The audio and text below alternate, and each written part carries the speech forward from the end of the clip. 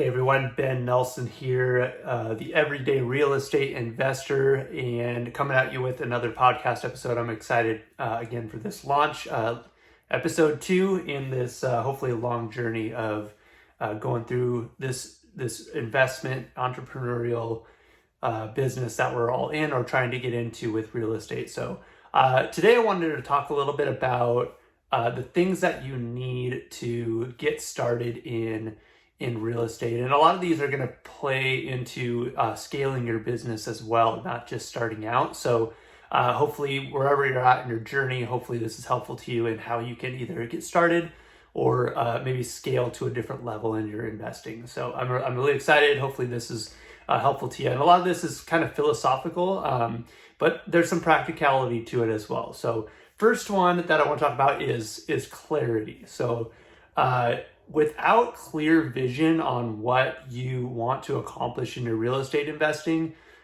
you're not going to be able to take the right actions, the right steps, because you're not going to know the end goal that you're after. You're not going to know how do you make the right steps, how do you take the right actions if you don't even really know what you want to accomplish. And I'm talking, really getting clear and dialed in on what that looks like. It can't be general. It can't be, I just want to buy real estate. It can't be, I want to own some property. It's got to be really specific, and it's got to be really dialed into, real estate, there's a lot of ways you can make money in real estate, and it's great because there are so many different avenues you can take, but it can be really distracting.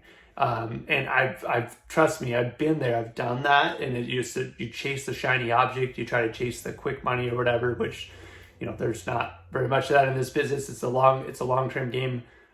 With most of this, you got to learn a lot. You got to take the right steps in it, and it's not a get rich quick thing. So that's really a big part of where you got to start is your clarity of what you want. What do you want to be doing on a day-to-day basis? How do you want your business to look? How much time do you have? What do you want that end result to look like? Are you looking for cash flow? Are you looking for building wealth through equity?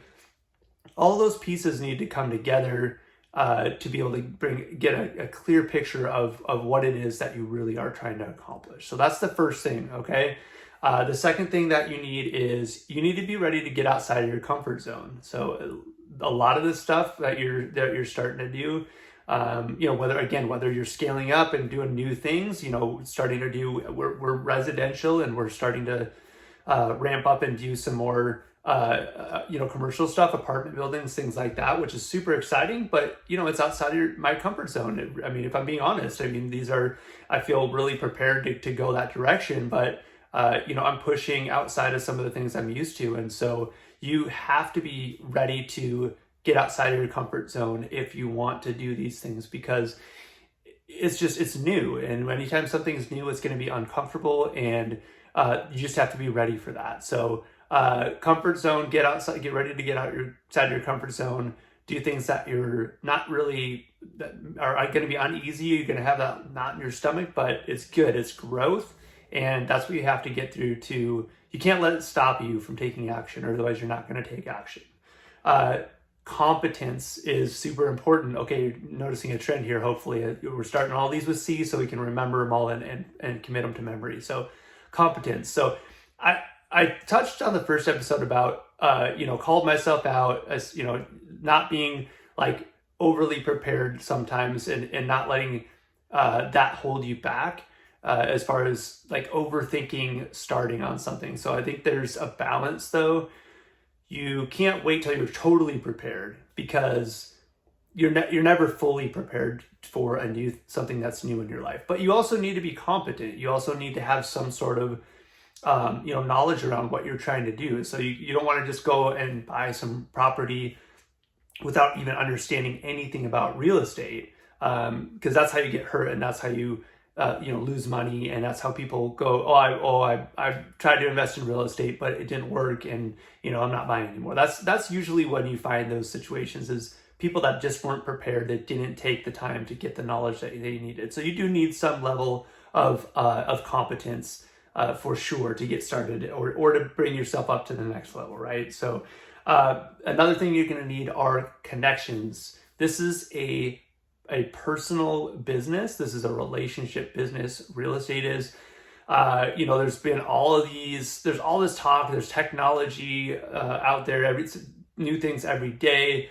And people talk about technology replacing, real estate agents or replacing people buying direct from sellers. And I just don't see that happening. Real estate is emotional, maybe not as much in the investment world, but there's just a lot to it, and the relationship side of it, connecting with the people that you're working with, building your network of people that you can help and add value to them, and that are gonna maybe help you get closer to your goals as well, and have that mutual benefit where you can help each other and you can learn from them, and maybe do some deals together, bring deals to them, glean some information, some knowledge and an experience from them.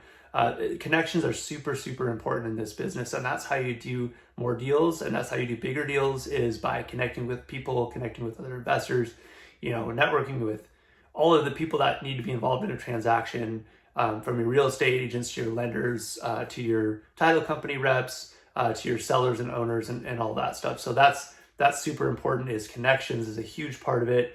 And then last thing is commitment.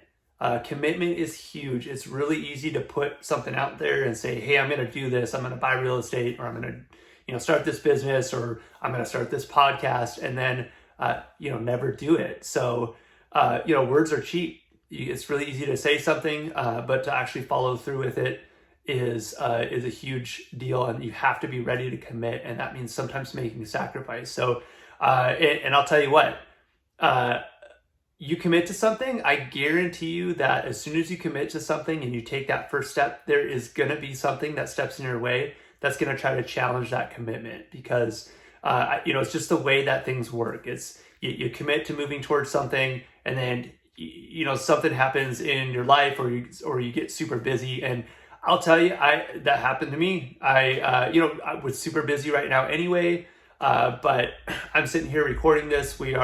I'm super excited, gonna head out to a little family trip and spend some time together, which is super exciting. But I'm supposed to be packing the car right now for our trip, and we're not quite ready to go.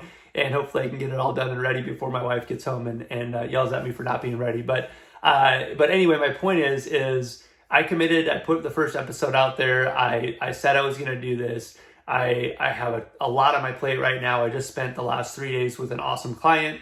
They were up, looking at properties. They're in the area for a few days, but it literally took pretty much my whole last 3 days. I trying to fill everything else in there too. I probably worked, from 5 a.m. till 10 o'clock at night the last 3 days, which is not, I'm not putting that out there to be like a martyr or say, look at me, look at how hard I'm working. I mean, I don't typically, that's a long day for me. It's great. I'm super grateful to be busy, and it was a great last few days.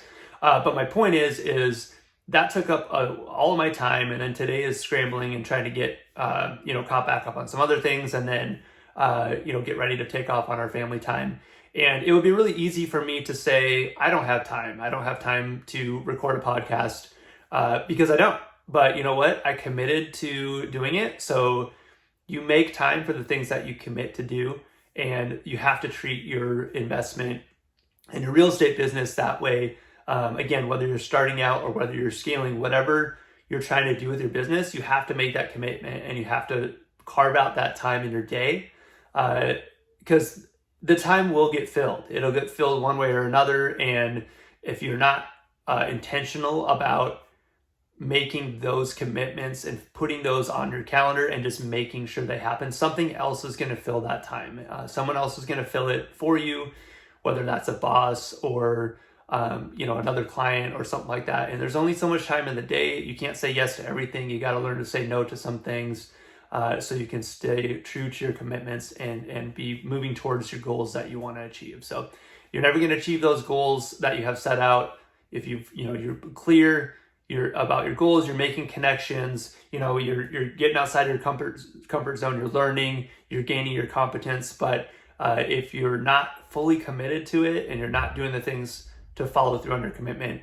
none of the other stuff matters, because you're never going to make that progress, and you're never going to gain any traction if you're not following through on your commitment to do it. So make the commitment, start making connections, gain competence in the whatever you're going in your direction of, and let's go out there and make some things happen. Again, I'm super excited for this podcast. I'm hoping that we can create some accountability for each other and all of these things, and it spurs you to action and into doing awesome things. So Ben Nelson, Everyday Real Estate Investor, thanks again for listening, and we'll catch you next time.